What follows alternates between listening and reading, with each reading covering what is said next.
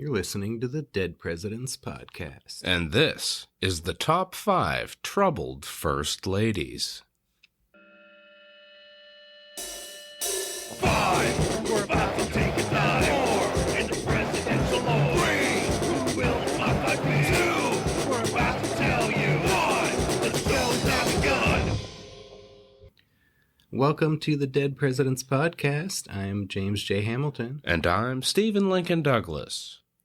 Being president is hard, but, being first lady is hard too. Yeah.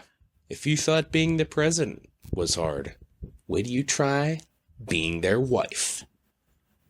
And that's going to bring us around to the top 5 troubled first ladies. Number 5. Betty Ford. Oh, Betty Ford. Betty Ford's father and brother were alcoholics. She married Gerald Ford in 1948 after divorcing her first husband, who was also an alcoholic. Not a healthy combination. In the early 1960s, Betty was prescribed painkillers for a pinched nerve in her neck. Even a less healthy combination. She suffered chronic pain and developed a dependency on painkillers. She had a nervous breakdown in 1965. She sought psychiatric help but did not address her pill addiction. She was taking up to 20 pills a day. Wow. This was exacerbated by alcohol consumption that she viewed as normal, that was somewhat held in check while she was first lady, but by her full schedule of public appearances. Yeah. She wrote in her memoir, "I liked alcohol. It made me feel warm. And I loved pills. They took away my tension and my pain." After the Fords left the White House, her drinking and pill use increased drastically. In 1978, her family gave her an intervention. And she was initially angry and resentful about it. But a week later, she entered drug and alcohol rehab. She faced the truth of her addictions. It was only at this time that she realized that her father, brother, and first husband had been alcoholics. Gerald Ford quit drinking himself in order to support her, and he later admitted that he had been kind of an enabler. After 6 years of sobriety, she said, "These have been the best years of my life from the standpoint of feeling healthier and feeling more comfortable with myself." In 1982, she co-founded a treatment center with special emphasis on supporting women and reluctantly agreed to let it be named after herself. For the rest of her life, she dedicated herself to running the Betty Ford Center, actively counseling individual patients and becoming an activist for education and treatment of chemical dependency. Barbara Bush noted that Betty Ford, quote, "transformed her pain into something great for the common good. Because she suffered, there will be more healing. Because of her grief, there will be more joy." A great redemption story with Betty Ford. It's a troubled first lady who really turned it around and managed to help a lot of people. And that's more lucky than some of the others on our list. Indeed. We're going to come around now to top 5 troubled first lady. Number 4. Nancy Reagan. Nancy Reagan was born in New York, raised in Chicago. She moved to Hollywood and worked as an actress throughout her 20s and 30s. In 1952, she became the second wife of Screen Actors Guild president Ronald Reagan. He later became a different kind of president. And Nancy's troubles as First Lady really began with Reagan's attempted assassination in 1981. Yeah. Recall episode 4, Top 5 Failed Assassins, number 1, John Hinckley. Nancy was severely shaken by the event and became extremely protective and paranoid about her husband's safety. She consulted San Francisco astrologer Joan Quigley as to which days would be propitious for Reagan to travel and make public appearances. She altered the president's schedule without his knowledge based on astrological advice. Wow. And Quigley later released a book claiming that she was in charge of the president's schedule. The White House Chief of Staff, Don Reagan, clashed with Nancy so much that Reagan demanded his resignation. Reagan wrote, quote, virtually every major move and decision the Reagans made during my time as White House Chief of Staff was cleared in advance with a woman in San Francisco who drew up horoscopes to make certain that the planets were in a favorable alignment for the enterprise. Holy shit.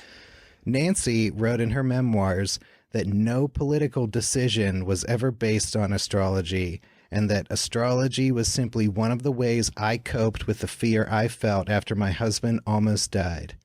I don't really believe astrology was one of the reasons further assassination attempts didn't occur, but I don't really believe it wasn't. Wow. Wow. Well, that's going to become a little bit of a theme. Well, Nancy was following a little bit of a precedent when she was doing that. Indeed. That's going to bring us to Top 5 Troubled First Ladies. Number 3. Florence Harding. Born in Marion, Ohio, she trained to become a concert pianist.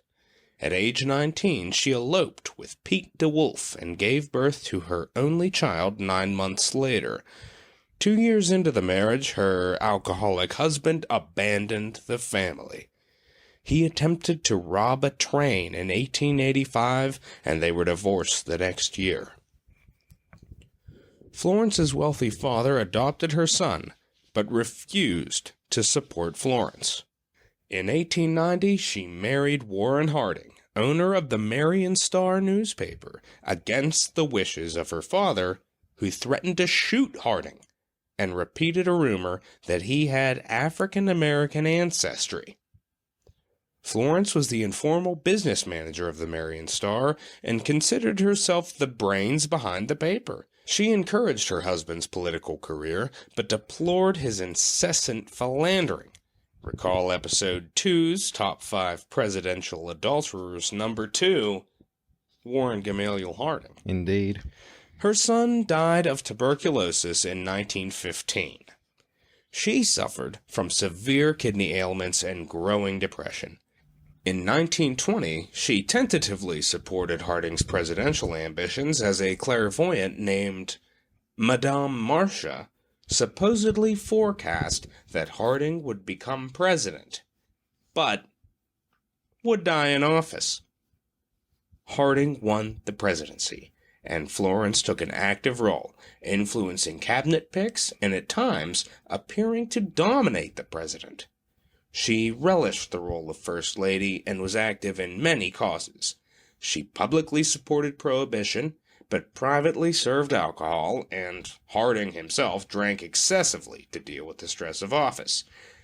Fearing for her husband's safety, she invited Madame Marcia to the White House and used astrology to determine the president's schedule. Her kidney ailment returned with a vengeance, and she almost died. In 1923, Harding was diagnosed with heart trouble, and Madame Marcia predicted that he would not live to see 1925. Despite both of them being in poor health, they went on a coast-to-coast tour, and Harding became the first president to visit Alaska. He fell seriously ill on the tour, and on August 2nd, 1923, died suddenly in San Francisco's Palace Hotel. Florence refused to allow an autopsy and had his body embalmed 1 hour after his death. Doctors said the cause of death was a burst blood vessel in the brain. Then they said it was a stroke. There was speculation that he suffered from food poisoning, had pneumonia, had a heart attack, or overdosed on mysterious purgatives prescribed by his doctor. A little over a year later, Florence finally succumbed to her kidney disease. In 1930, a book was published arguing that Florence had poisoned her adulterous husband. The book has been described as conspiratorial, and the claim described as debunked.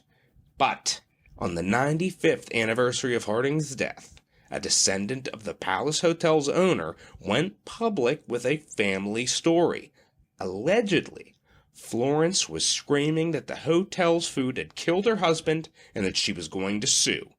The hotel owners denied this and confirmed that no one else had suffered foodborne illness, but Florence wouldn't back down. One of the owners noticed a half-full glass near the president's bed that had a noxious odor and said they intended to have its contents analyzed. Florence allegedly snatched the glass away, poured its contents down the drain, and said there would be no lawsuit.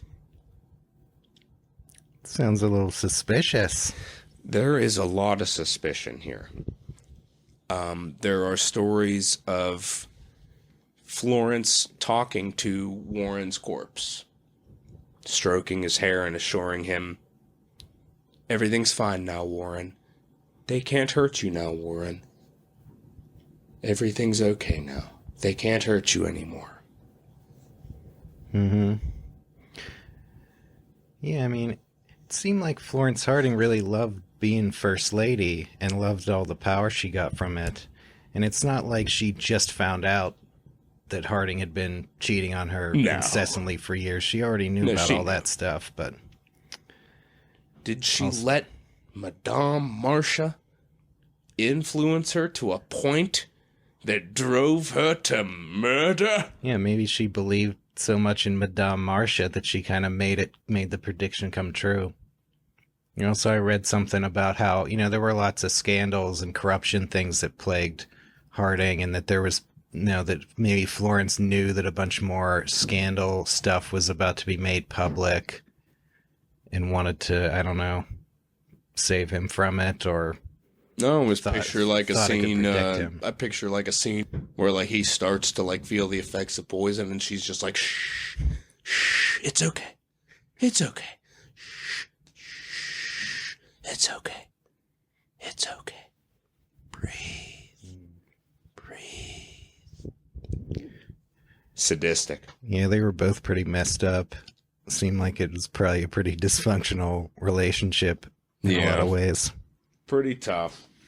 And speaking of tough, that's going to bring us down to top 5 troubled First Lady. Number 2. Jane Pierce. Jane married Franklin Pierce in 1834. She was intensely shy, devoutly religious, and pro-temperance. She was gaunt and chronically ill with tuberculosis and psychological problems. Though her new husband was a member of the U.S. House of Representatives from New Hampshire, she abhorred politics and despised Washington, D.C. She hated being a political wife and blamed politics for all of her troubles, including her husband's excessive alcohol consumption. Recall episode 1, top 5 drunkest president, number 1, Franklin Pierce. He once resigned from the Senate at her urging and turned down appointment as Attorney General due to her objection. The Pierces had 3 sons, which became her greatest source of pain. Their first son, Franklin Jr., died 3 days after he was born. Their second son, Frank Robert, died at the age of 4. Their third son, Benjamin Pierce, was a bright boy with great potential, who became the sole light of Jane's life. When her husband received the Democratic presidential nomination in 1852, she fainted at the news. Pierce persuaded her to accept it only by arguing that if he became president, it would greatly enhance Benny's prospects of success in life. Pierce won the election, and on January 6th, 1853, the Pierces were on their way to Washington, D.C. for the inauguration when their train car derailed and rolled down an embankment. Pierce and Jane survived, as did everyone else on board. But Benny was crushed to death and nearly decapitated right before their very eyes. Pierce tried to throw his cloak over him to keep Jane from seeing. But it was too late. He was unable to hide the gruesome sight from his wife, and they both suffered severe depression afterward. Jane wondered whether the accident was divine punishment for her husband's pursuit of high office. She did not attend the inauguration and spent most of her time as First Lady secluded in the upstairs living quarters.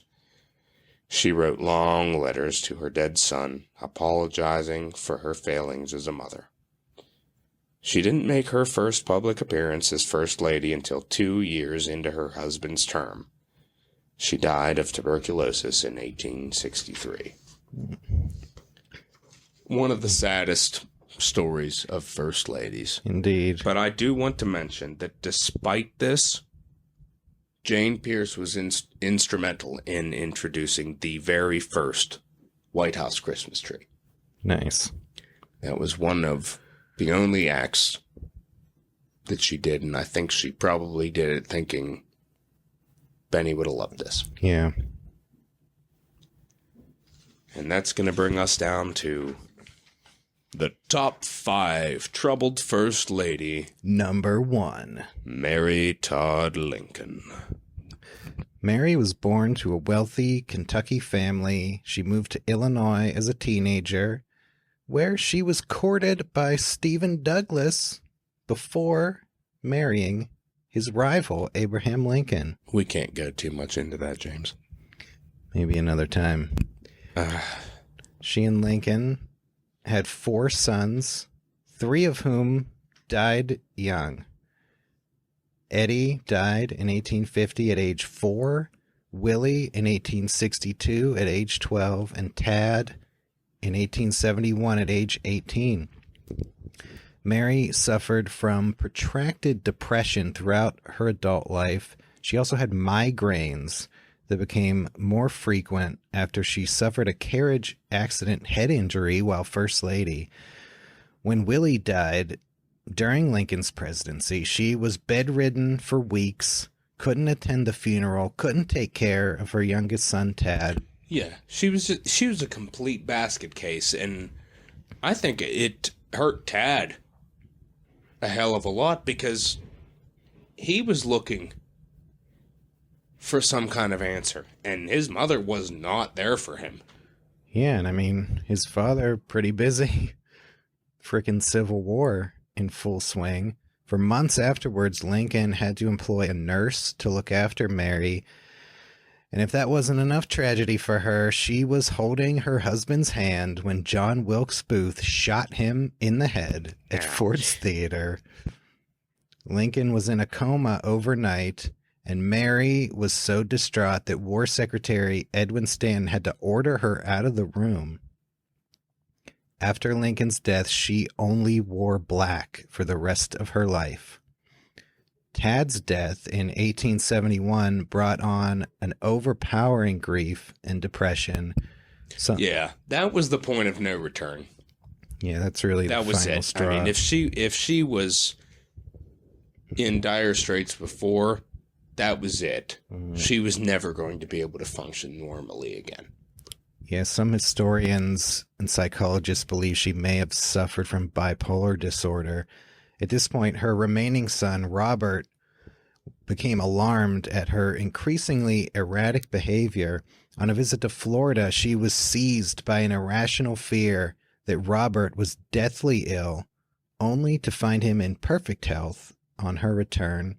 She told him that someone had tried to poison her on the train and that a, quote, wandering Jew had taken her pocketbook but returned it later. She would spend large amounts of money on things she never used. She walked around with $56,000 in government bonds sewn into her clothes. Jesus Christ. And despite all this, she had an irrational fear of poverty. She was receiving a pension from the government Yeah. and was afraid of poverty. In 1872, a quack spiritualist photographer convinced her that a double exposure photograph depicted Lincoln's ghost standing behind her. That's right. And listeners, James and I have seen this photo at the Mary Todd Lincoln home in Lexington, Kentucky. Yeah, go to our Twitter and Instagram at Dead Prez Podcast. We'll put the photo up on there too. It's double exposure, but it looks pretty creepy. It's one of those, you know, I don't know. You see a lot of these type of photos, and it's like, you know, as we grow into the modern day, it's easier to say like, that's fake. Yeah. But I mean, even if you go back to like say the 90s and you saw some of those pictures as a child, it's like, whoa. Yeah, and if you're a That's troubled creepy. first lady, even more so if you're like a deeply mentally imbalanced, really desperate to believe that, you know, Abe is out there looking over you, desperately seeking answers and closure, and this quack comes along and is like, look, and she's like, oh my God. Yeah, 1875, Robert Lincoln began proceedings to have his mother institutionalized. A jury committed her to an insane asylum. When she, you know, heard about this ruling, she tried to obtain enough laudanum to commit suicide, but an alert pharmacist gave her a placebo instead. She ended up getting out of the asylum by sending letters to a newspaper and to a friend. It caused Robert and the asylum director to fear embarrassing publicity about, like, I guess being accused of mistreating and holding her against her will. Yeah. They didn't want to get dragged into something like that. So she was declared well enough to go live with her sister and manage her own affairs. Yeah, because it could have caused a problem. Think about the timing. Mm-hmm. You know? The newspapers would love to find something else to talk about at this time, I'm sure. Mm-hmm. But this caused her to become estranged from Robert, and she didn't see him again until shortly before her death. She spent 4 years traveling in Europe, living in France. She suffered severe cataracts, and in 1879 suffered spinal injuries falling from a stepladder. She spent her last years confined to her sister's home. On the 12th anniversary of Tad's death, she collapsed into a coma and died of a stroke the next morning. Just another sad story. Yeah. Deeply tragic. You know, all these troubled first ladies have lots of tragedies and unfortunate events in their lives. Indeed. Betty Ford, happily able to bounce back. Nancy Reagan, well, I mean, She made it through all right. she made it through. The top three, not so much. Yeah, unfortunately, not so much. To our female listeners, would you describe your mental imbalances as more of a 4 or 5? Or do you find yourself irredeemably in a top 3 spot? Hit us up on Twitter at Dead Prez Podcast and let us know your troubles. Until next time, this has been the Dead Presidents Podcast.